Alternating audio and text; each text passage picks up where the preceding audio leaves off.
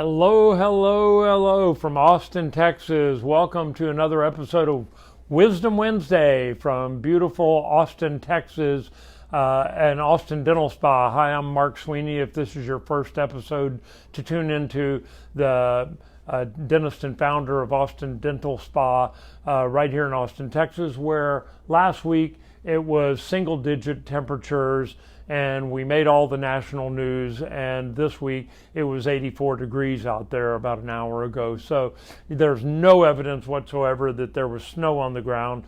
I finally made it up here to the office last Friday afternoon after it being shut down all week, just to make sure we didn't have any frozen pipes, because we're on the 5th floor of an office building. No damage, couple of surge protectors going off on the computers, so we lost power at some point in the week, but we were able to open without any events on Monday. And so hopefully if you're here in Austin or anywhere in Texas, you're recovering from this well. About 70% of my team had loss of power. One of them had a burst pipe above her master bedroom that flooded the king-size bed, and the carpet and the ceiling are all being replaced this week while she's at work. So anyway, we made it through. I'm happy to say that there was not one instance of looting being reported during all of this, and despite what you might have seen on the national news, it wasn't as catastrophic as what a lot of people said. There were neighbors out helping other neighbors. I know they do that up north, where I've heard people say, oh yeah, I want the first guy that gets out with his snowplows the sidewalks in his neighbors' driveways too, so that they don't have to. Well, nobody has a snowplow that I know of in Austin, or they would have been really busy last week. But anyway, we made it through. Texans showed just how resilient we are, and a lot of people, there are way more positive stories of people helping out other people in four-wheel drive vehicles driving around town asking people if they could pull their car out of the ditch or help push them up a hill or drive them to the grocery store or something like that. So those are the things we should be focused on. It shows that there is still some faith in humankind, and that really another reason not to pay attention to the news, because all they were looking for is the negative stories, and we like to keep it on the positive and the abundance mentality, that there are always going to be nice people out there. If you're wondering why the camel was on there at the beginning of this broadcast, it's because today is Wednesday, or Hump Day, and that actually is a cap that we pass around to different team members on Wednesday morning at our morning huddle meeting, so that different people get to announce that it's Hump Day, which means we're halfway through. So we are halfway through this week, and we're halfway through the month now too. This is the month of love, the feel the love, because it's Valentine's Day, but it's also American Heart Health Day. The American Heart Association does this every year and tags on. It's also Black History Month, and I think there's something else. It used to be Dental Health Awareness Month, but that's kind of fallen by the wayside and been moved to October. I think that they do those things in the elementary schools where they teach kids how to brush their teeth and stuff. But anyway, February is a busy month. Next month we've got another theme coming up. We still got 2 weeks left of February, and so we're talking about show the love. Well, last week we talked a little bit. Last week we didn't have Wisdom Wednesday because we were snowed in. But the week before, right before Valentine's Day, we were talking about showing the love. This episode, we're going to talk about showing the love to who? To yourself, by reducing your stress. Because stress, Hans Selye, I think Dr. Hans Selye back in the 50s wrote the definitive book at the time on stress, and he identified two different kinds of stress: de-stress or distress, and eustress, eustress. Eustress is the good kind of stress. Like when you go work out at the gym, you're actually stressing your muscles. The response is your muscles get bigger and stronger if you go to the gym more than just once every 6 months.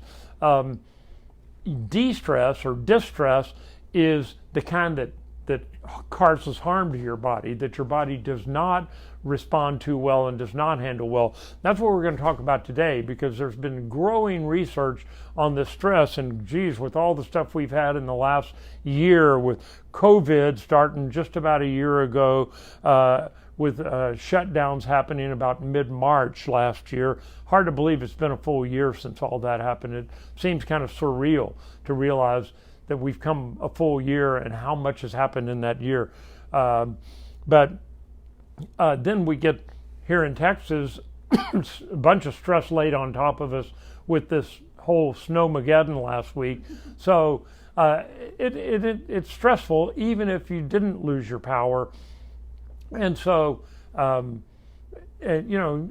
all of us can be Ted Cruz and reduce your stress by going to Cancun with your family. Some of us had to stay here and knuckle down and deal with it all.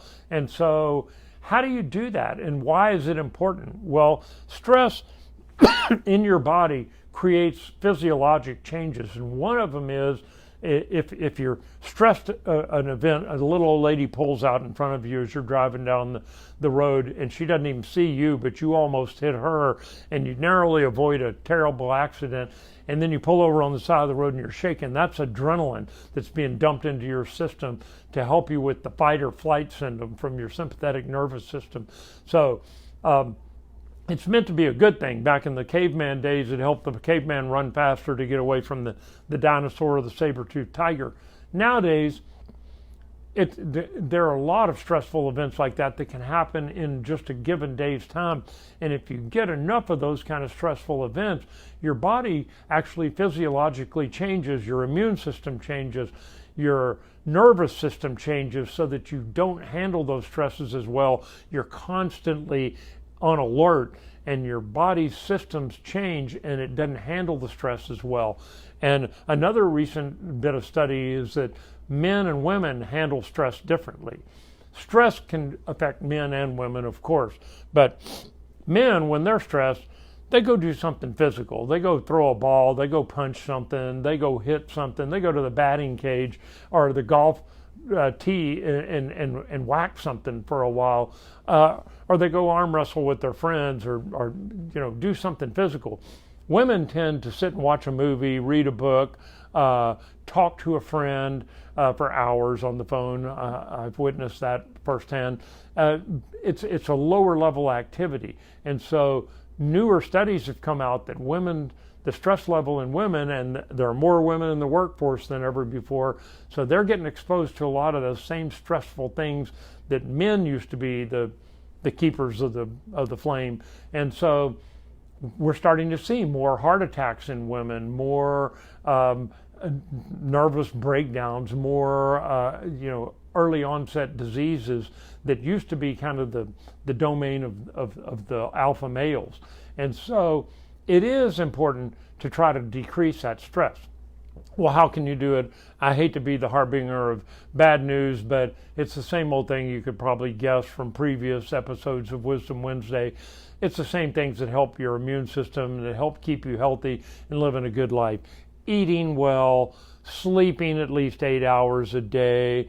There are other things you can do, like meditation, yoga. Those things don't necessarily work well for everybody, but there are things you got to find what works well for you, calms your body down. There are breathing exercises that you can do, easily found on Google. Just type in stress relief breathing exercises and you'll get more than you can read in a night's time.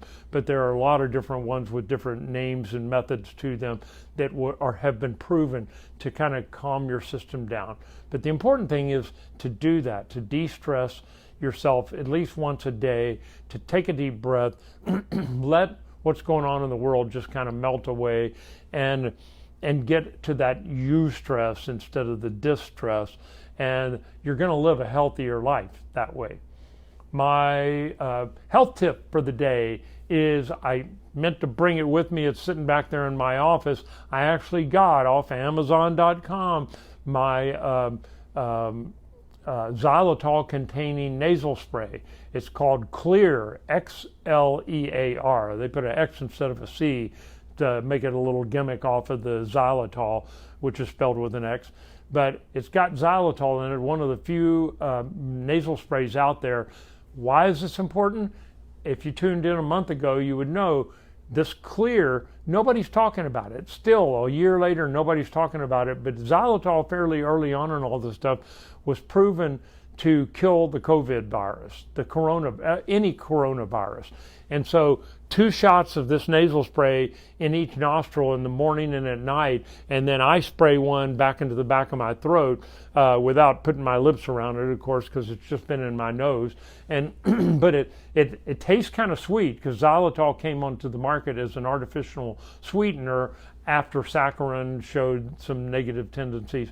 And xylitol has a sweetened kind of taste to it. The stuff's not bad at all. You get the side benefit that it clears up your sinuses, and if you have tendency to have sore throats, it helps with that too. But the main thing xylitol has been shown to do is kill coronavirus in your nasal passages so that they can't take hold and get into the rest of your body.